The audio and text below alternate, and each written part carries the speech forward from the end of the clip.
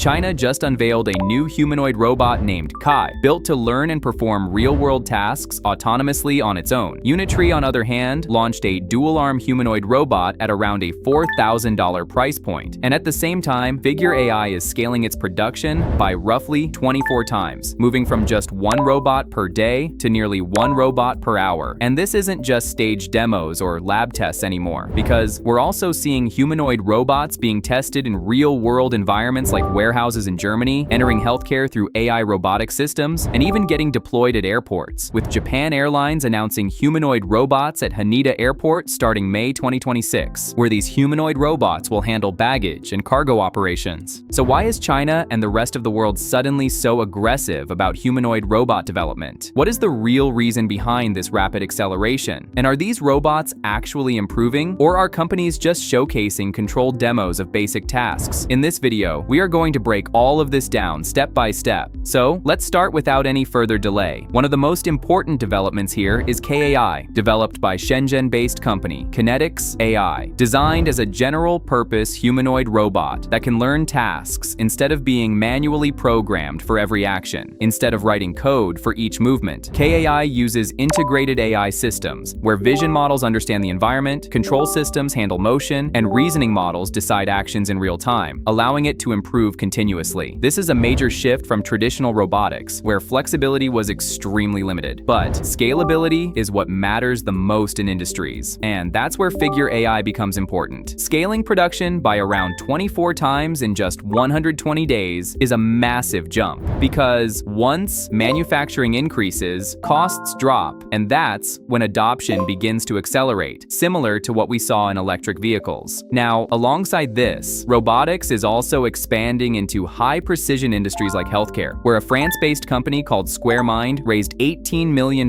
for a platform called Swan, which uses robotic automation for full-body skin imaging to detect skin cancer. This shows that robots can perform detailed medical tasks with high consistency, where even small errors matter. But the biggest proof that humanoid robots are moving beyond demos is real-world deployment. In Germany, companies like Accenture, SAP, and Vodafone tested Unitree's G1 humanoid robot inside a warehouse, where it was identifying damage, spotting hazards, detecting waste, and sending real-time reports directly into SAP systems. This reduces injuries and the need for temporary workers, and introduces a new concept called humanoid workforce as a service, where robots are integrated directly into enterprise and business workflows. Now, here's something most people misunderstand. You've probably seen videos of these robots doing very basic tasks like walking, balancing, or picking up objects, and it might feel underwhelming because even an average human can do these things easily. But the reason companies focus so much on balance and simple actions is because in robotics, these are some of the hardest problems to solve. The real world is unpredictable, surfaces change, objects vary in shape and weight, and even small variations require constant real-time adjustments in movement and stability. So when a robot can walk reliably, maintain balance, and interact with objects without failing, it's not just a basic demo, it's proof that the underlying system is improving significantly. And all of this progress is being powered by major advancements on the AI side. A robot foundation model called LDA-1B has been introduced, built with 1.6 billion parameters and trained on over 30,000 hours of combined human and robot data. What makes it important is that it doesn't just learn actions, it learns policy, forward and inverse dynamics, and visual forecasting using a multimodal diffusion transformer architecture. In simple terms, it can predict outcomes, understand how actions affect the environment, and plan tasks accordingly, which is exactly what robots need to operate in unpredictable real-world situations.